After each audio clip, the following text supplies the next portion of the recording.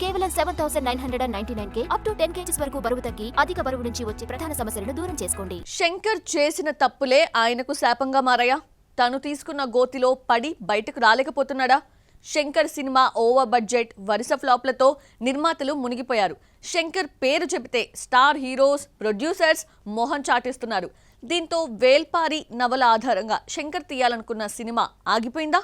మరి ఈ director next movie ఏంటి? శంకర్ హిట్ చూసి 15 ఏళ్లు దాటింది. రోబో తర్వాత శంకర్ కు హిట్ పడలేదు.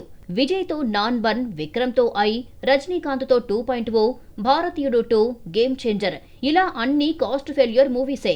ఈ డిజాస్టర్స్ ను లిమిటెడ్ బడ్జెట్ తో తీసి ఉంటే హిట్ మూవీస్ అయ్యేవి. గేమ్ చేంజర్ డిజాస్టర్ తర్వాత 1,00,000 కాపీలు అమ్ముడైన నవల వేల్పారి ఆధారంగా సినిమాను తీయాలి అనుకున్నాడు. శంకర్ ను నమ్మడం అంటే హోప్స్ వదిలేసుకోవడమే. కోట్లు గుమ్మరిస్తాడు. 200 కోట్ల బడ్జెట్ అని చెప్పి 400 కోట్లకు తీసుకెళ్తాడు. ఏడాదిలో తీయాల్సిన సినిమాను 2 ఏళ్ల పాటు నానుస్తాడు. సినిమాను ఎవరూ కొనరు. కొన్నా నష్టాలే. గేమ్ చేంజర్ తో దిల్ రాజు 100 కోట్లు నష్టపోయాడు. శంకర్ ను నమ్మి నటించే స్టేజ్ లో స్టార్ లేడు.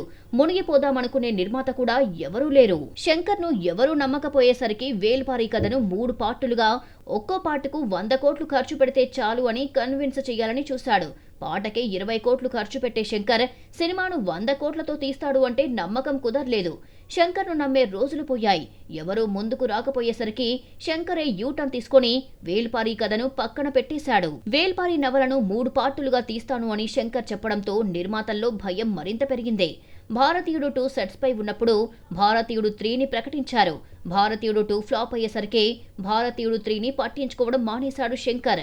ఈ లెక్కన నవలను 3 భాగాలుగా తీస్తాను అని చెప్పడంతో శంకర్ కు దండం పెట్టి తప్పుకున్నారు. వేల్పారి నవల సినిమాగా వర్కౌట్ కాకపోవడంతో ఈ ప్రాజెక్టును పక్కన పెట్టేసిన శంకర్ కొత్త కథ రాసుకుంటున్నాడట. లిమిటెడ్ బడ్జెట్, క్రేజ్ లేని హీరోతో సినిమా తీసేందుకు సన్నాహాలు చేస్తున్నాడట. ఎవరో ఒక హీరో ముందుకొచ్చినా కోట్లు సమర్పించుకునే నిర్మాత దొరకడం కష్టమే. శంకర్ ను నమ్మి అడుగేస్తే మన చేత్తో మన కన్ను పొడుచుకున్నట్టేనన్న సంగతి నిర్మాతలకు లేటుగా అర్థమయ్యిందే. అయినా శంకర్ ఊరుకుంటాడా? ట్రై చేస్తూనే ఉంటాడు.